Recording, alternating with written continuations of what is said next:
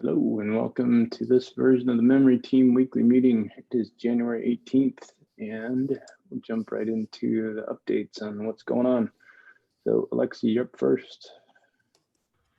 Yeah, I just wanted to update on GitLab exporter that one more merge request which droppings matrix was merged today, and I have another merge request which removes the code which was producing this matrix, but I was waiting for the mentioned MR to be merged. So I will pick it up in parallel with Puma, but it's not high priority because it won't affect performance itself. It just clean up.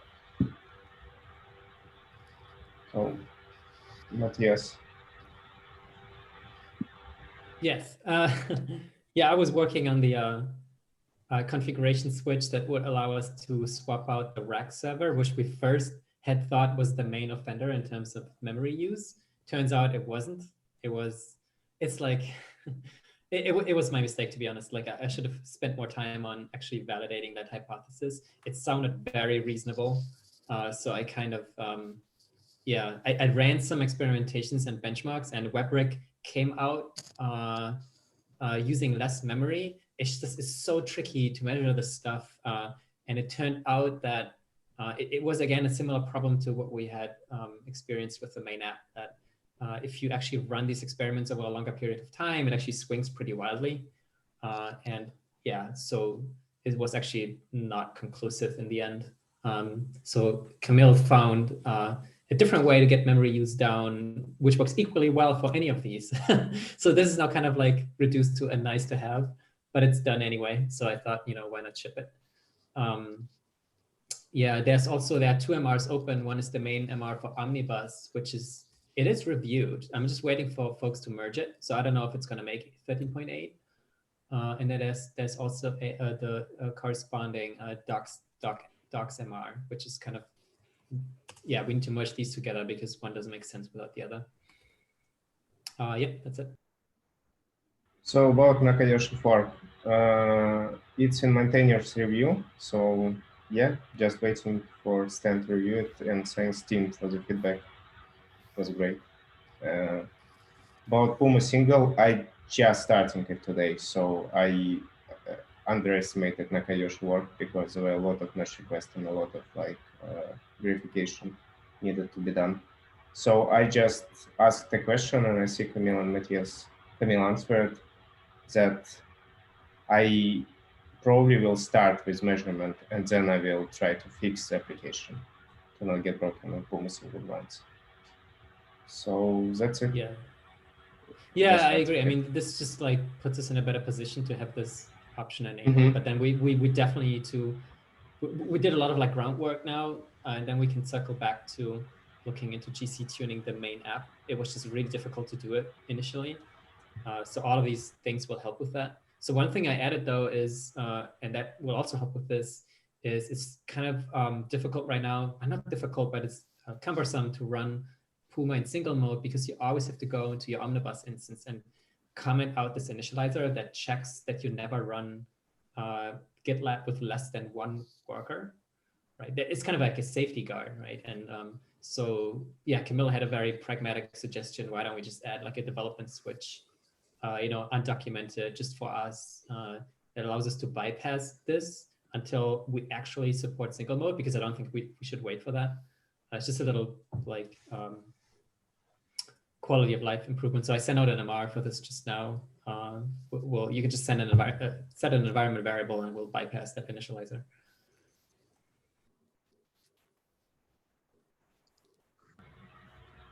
Yep, thanks. Cool. Related to GraphQL, like I was a little bit stuck finding the best way how to fix and move specs so we can be sure that like Sidekick and regular specs works fine, and to move all GraphQL specs to the engine.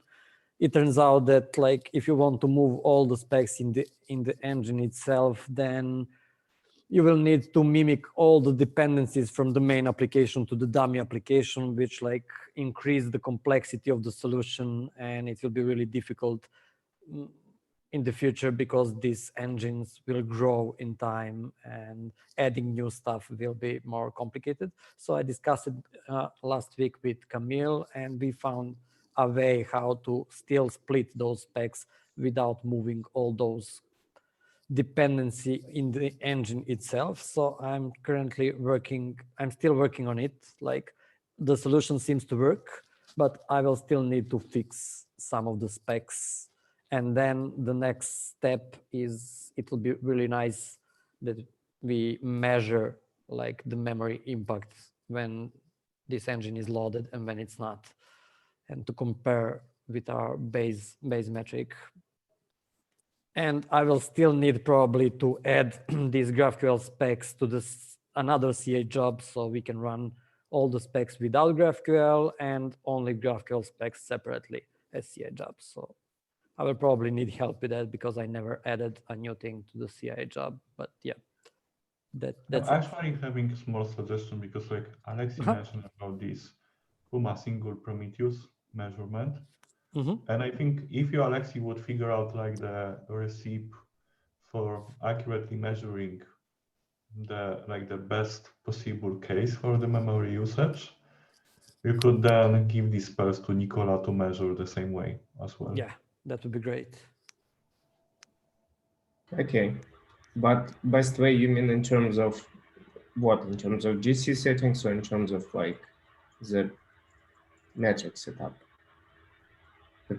I'm kind of thinking that like what we were playing with Matias on these GC settings, it kind of shows that it's not performance-oriented settings, but they are the best conservative memory settings that you can probably get. It should give you pretty accurate, let's say, in the best case scenario, minimal memory usage. So I'm kind of like would suggest you to like sync with the Matias and like what he was testing, to translate that to the main app and get some like baseline measurements. So you could then like Nicola could use this config as well. Yeah, but do you need this with Puma single, Nicola, or just with regular Puma setup?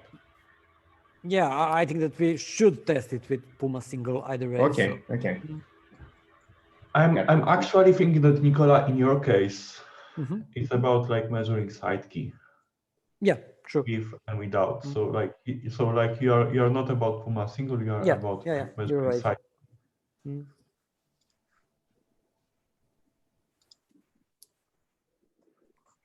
Yeah, but that means that it can be Puma single. That means it's orthogonal to you. Yeah. But just to clarify, I think Matias started working or not on similar issue, or is it on hold for now? Yeah, I'm still on that. I just took like more than a week of detours because it was so difficult to verify any of these hypotheses. So we now changed a bunch of things, and actually the work on GitLab Exporter helped us as well to understand. Thanks to Camille, like he did a really great job, like looking at GC settings for GitLab Exporter as well, and we will have to check like if the, similar tweaks will work well for the main app, maybe not, but it's a good lead, and so if we can make the test results a bit more stable so that we can actually have proper before after comparisons. We have that new endpoint now that's already on master, on main, sorry, and what else was there? Yeah, if we have maybe an easy way to run Puma single, that will make testing a lot easier. But yeah, I'm happy to sync on it again. Okay.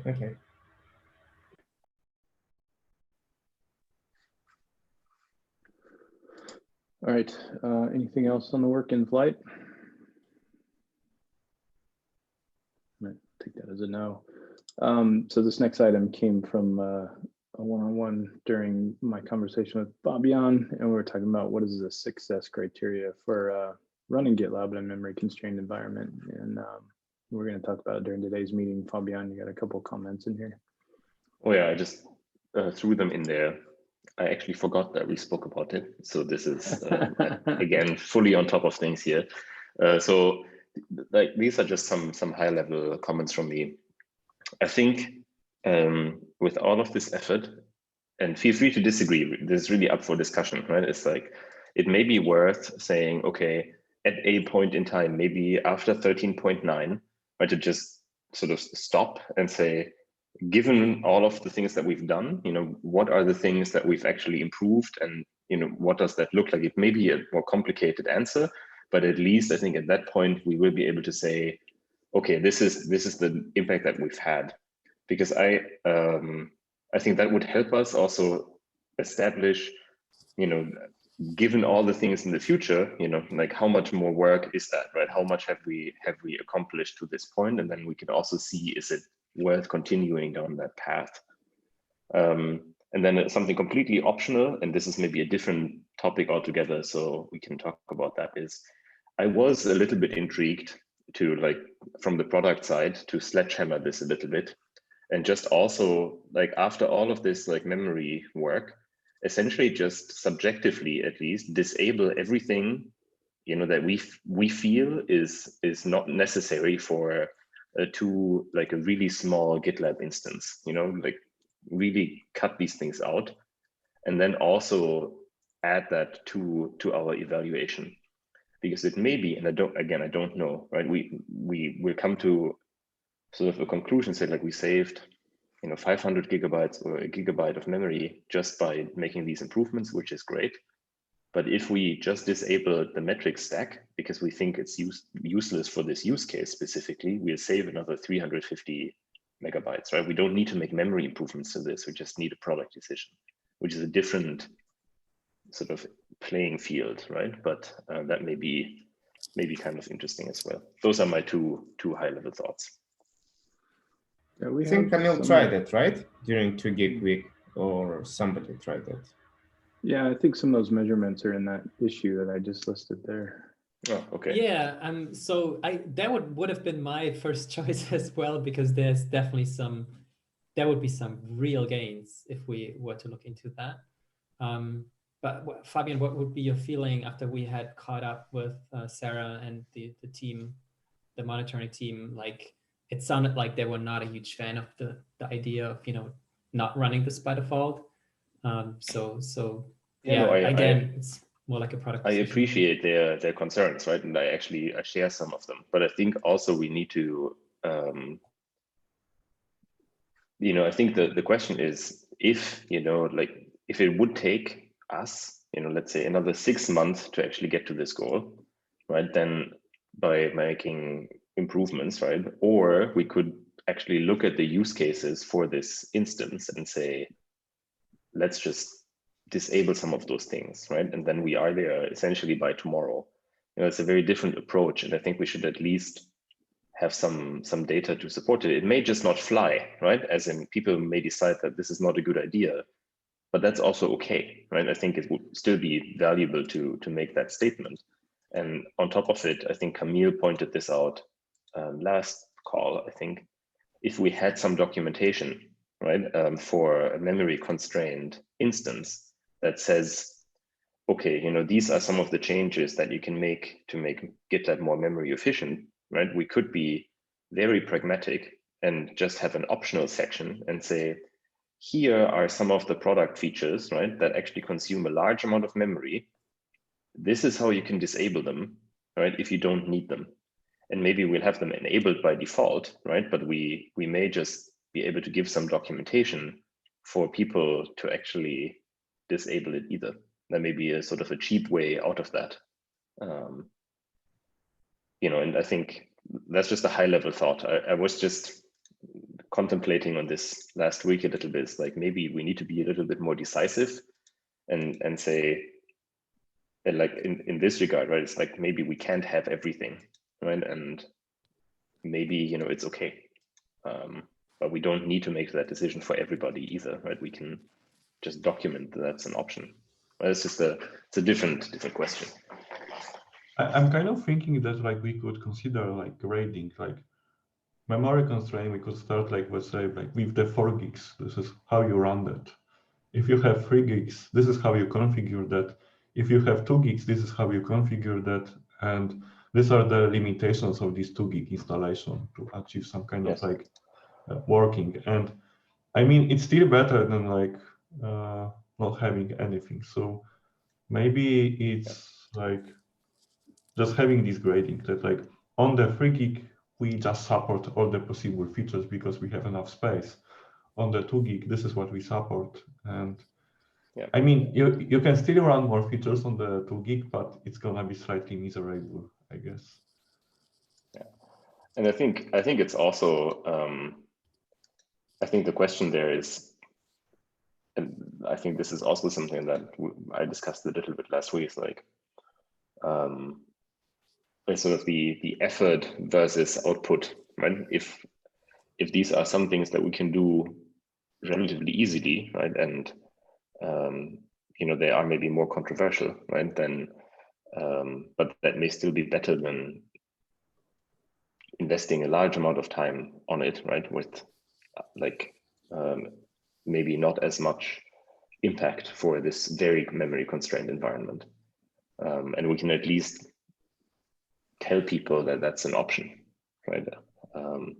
But I mean, we may get some flack for doing this, right? I'm just putting it out there. It's a little bit controversial, but I think we should also be transparent, right, and say, you know, actually, this is the big thing that we could do, right? We may not be able to do it by default, but you know, we shouldn't hide that either. I mean, you can disable Prometheus right now if you wanted to, right? Or the monitoring stack, right? It's not something we never have supported before, right? It's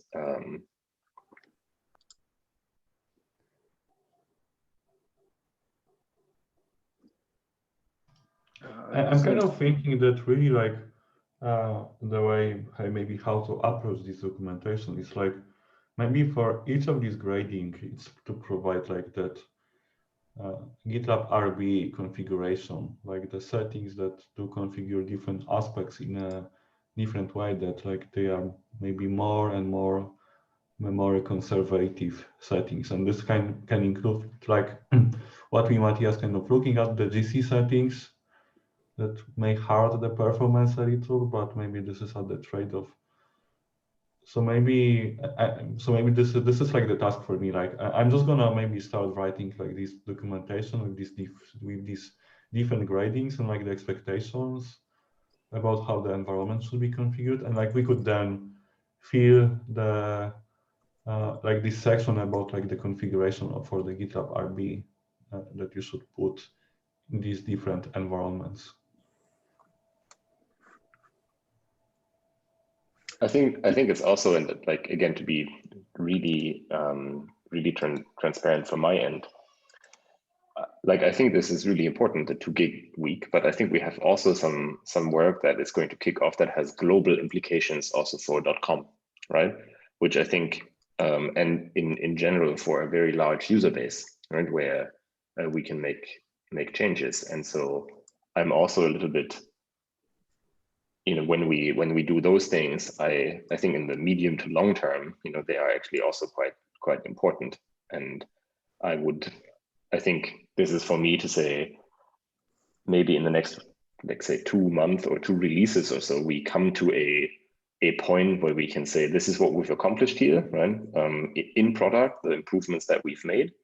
And these are some of the settings that you can still tweak to disable certain things.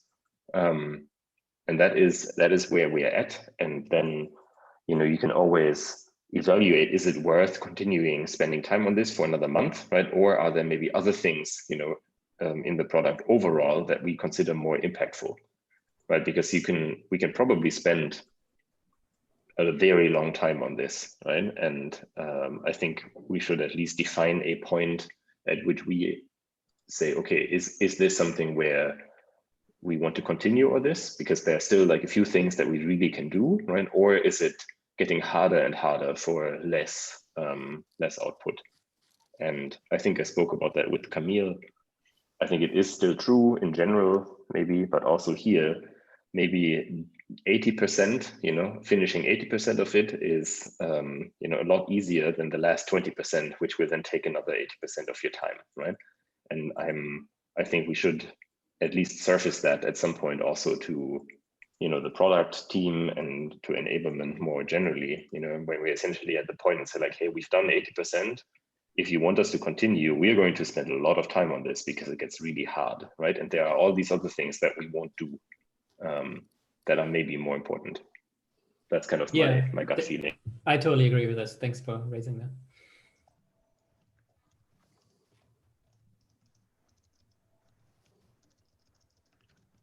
So how do we go about the first bullet there, time boxing and finding a point where we can make those trade-offs? I mean, it's great to talk about it, but what's the actionable items from here?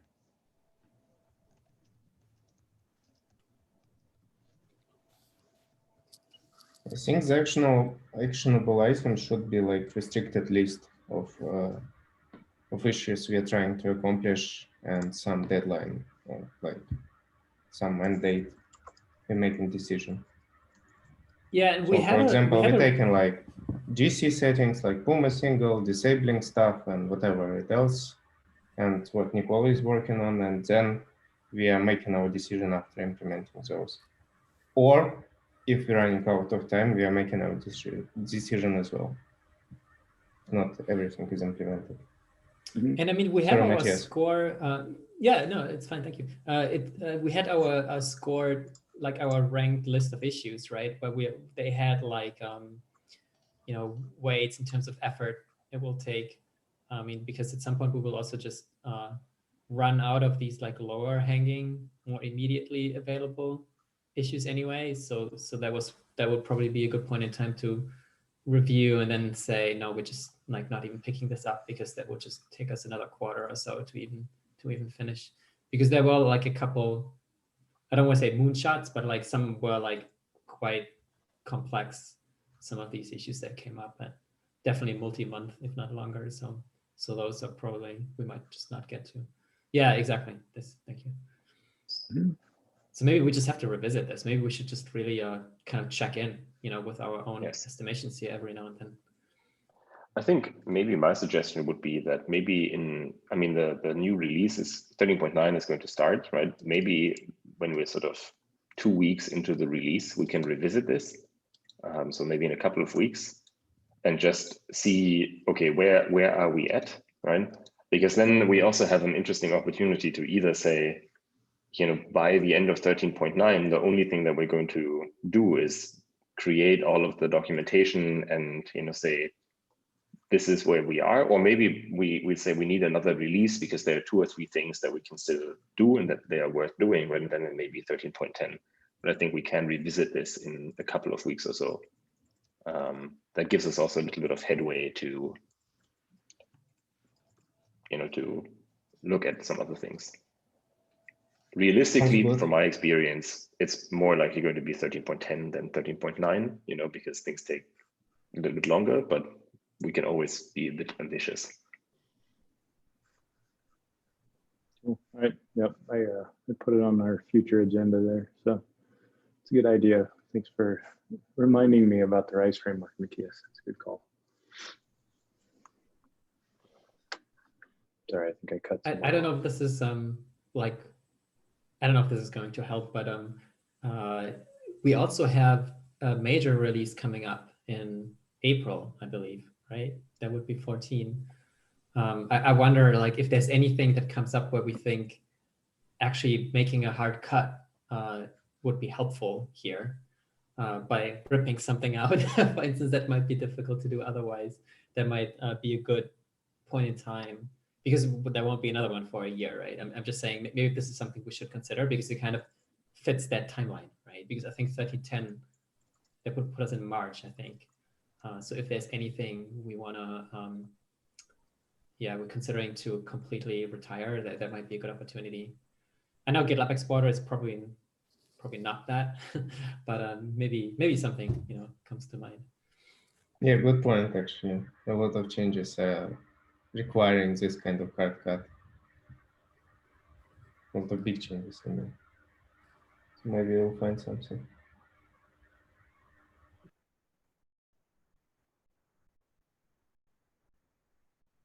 I don't really have anything else to add to what was said. I'm kind of thinking we should wrap up what we have now and like see if it's still worth like investing further and like how much leverage we got after updating documentation.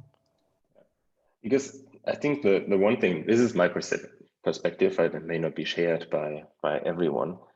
For me, if you do something like this, the success is not necessarily that you manage to get the GitLab's memory usage under 2 gigabytes, right?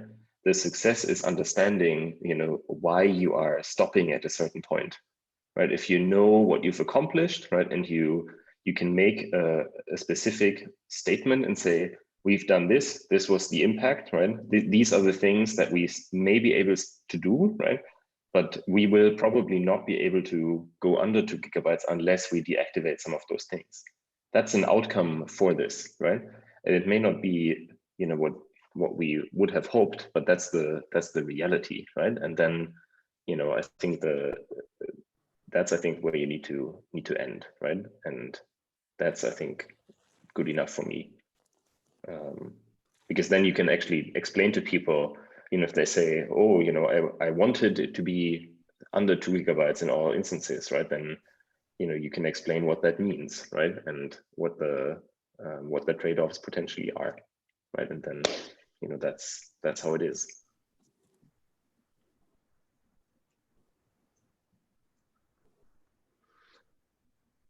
All right, anything else on this topic?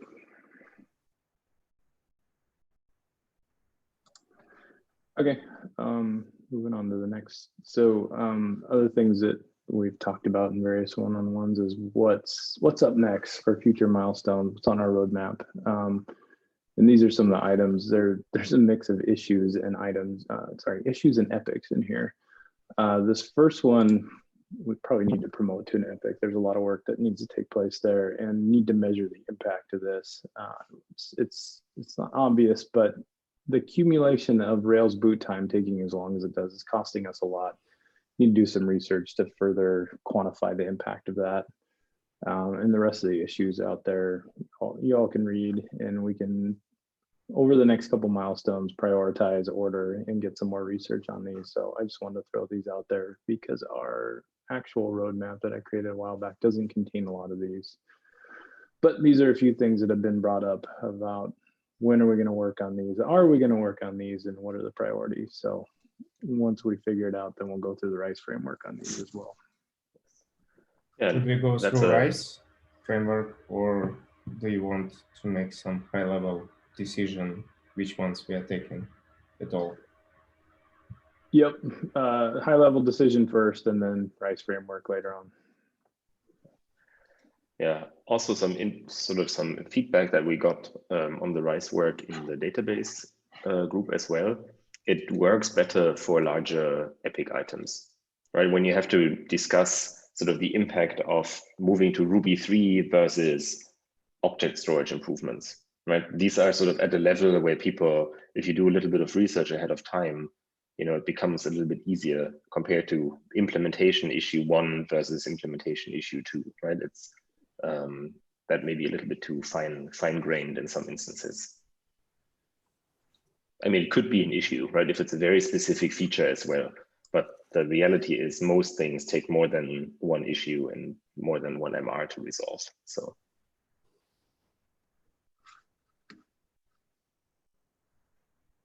Yep. All right, that's it for the agenda. Any other topics folks want to cover today? Yeah, but what about these issues you mentioned? Are we going to plan some event to discuss them, or did you just put them for us to be familiarize ourselves with them? So just familiarize. Yeah, 13.9 is pretty booked with the memory constrained environment, so I would imagine 14.0 is, or sorry, 13.10. Sorry, numbering will be where we start talking about these and better grooming them out. Okay. I had only one thing that I forgot to put on the agenda because I just thought about it, and that is to do with the potential of using a more sort of Kanban style board view for the memory group as well. I think we had some process discussions. The database group is moving towards it. I'll just put it on the agenda for next week, but I would personally be quite up for creating a sort of a process for working that primarily emphasizes reduction in cycle time, right? So rather than focusing on releases and saying, oh, we do stuff for a month, right? And these are all the things, really focus on having a single board, especially with items on them, and moving them from, you know, actually having them to having them in production as fast as possible. Because I think that is, that I think especially for some of the work that you do, I think fits actually quite well, because you kind of try to come in, make improvements, right? And then move out again. And I like that way of working a lot personally. So I probably need to give an overview of how it works and why I think it's good.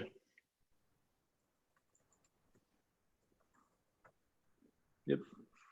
I was going to ask the same. So I'll link the example database boards down here so folks can take a look in the meantime.